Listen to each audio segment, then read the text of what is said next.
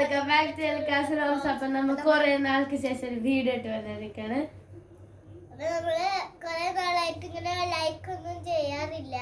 നമ്മ വീഡിയോ ഇടാത്തോണ്ടായിരിക്കും ചെയ്യാത്തത്.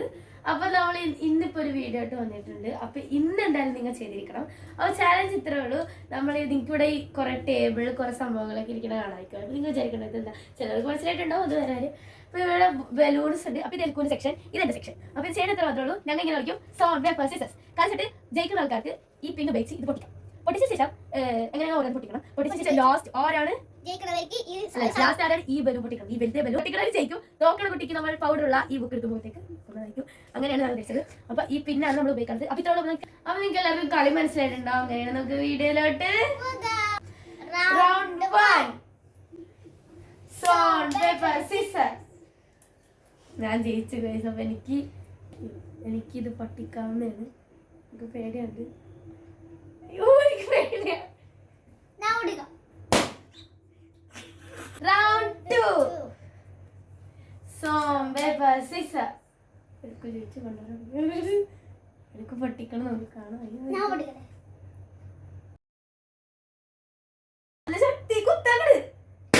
അപ്പൊ ഗൈസ് പിള്ളേർ കളിക്കട്ടെ, അതുകൊണ്ട് ഞാൻ അങ്ങ് മാറുന്നതാണ്. എനിക്ക് വരാ എന്റെ അനിയനാണ് ഉള്ളത്.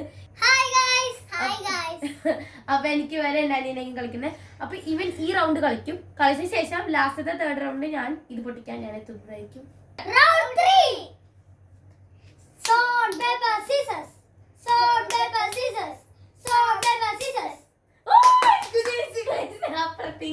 ഇനി എനിക്കും എങ്ങനെ പൊട്ടിക്കുന്നതാണ് എനിക്കറിയാമോ. എന്റെ പ്രതീക്ഷകളും നല്ലോണം നടന്നത്. ഞാൻ വിചാരിച്ച ആകർഷിച്ച് ജയിച്ചത് പൊട്ടിച്ചോടെ വരുന്നു. ഇപ്പൊ എലിക്കൂന്റെ സൈഡിലൊന്നുമില്ല.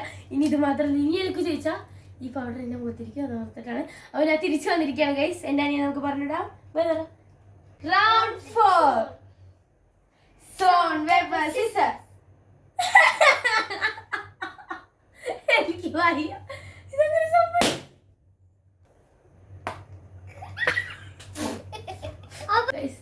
ഞാൻ ഇങ്ങനെയൊന്നുമല്ല വിചാരിച്ചത്. ഞാൻ ഈ മോന്ത ഇവിടെയാണ് പ്രതീക്ഷിച്ചത്. എന്തായാലും പ്രതീക്ഷയൊക്കെ തെറ്റിച്ചു. എനിക്ക് ജയിച്ചു ഗൈസ്. എനിക്ക് നമ്മൾ സമ്മാനം കൊടുക്കണേ. അപ്പോൾ വിജയിക്ക് നമ്മൾ സാഫ്രോന്റെ ഡേറ്റ് ആൻഡ് ആൽമണ്ടിന്റെ മിഠായി നമ്മൾ കൊടുക്കണേണ്. ക്ലാപ്പ് ചെയ്തോ.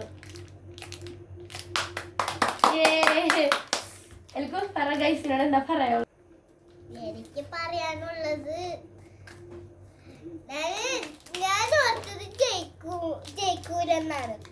പക്ഷെ ഞാനിത് ജയിക്കൂന്നാണ് ഓർത്തത്. പക്ഷെ ഞാനിങ്ങനെ ചെയ്തപ്പോ ചേച്ചി ജയിച്ചില്ല. അപ്പൊ ഞാൻ ജയിച്ചു. എനിക്കൊരു മിഠായി കിട്ടി ഗൈസ്. സന്തോഷമാണ് സങ്കടമാണ്?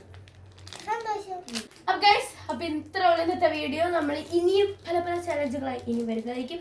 അതുവരെ നിങ്ങൾ ഞങ്ങളെ പ്ലീസ് സപ്പോർട്ട് ചെയ്തുകൊണ്ടിരിക്കുക.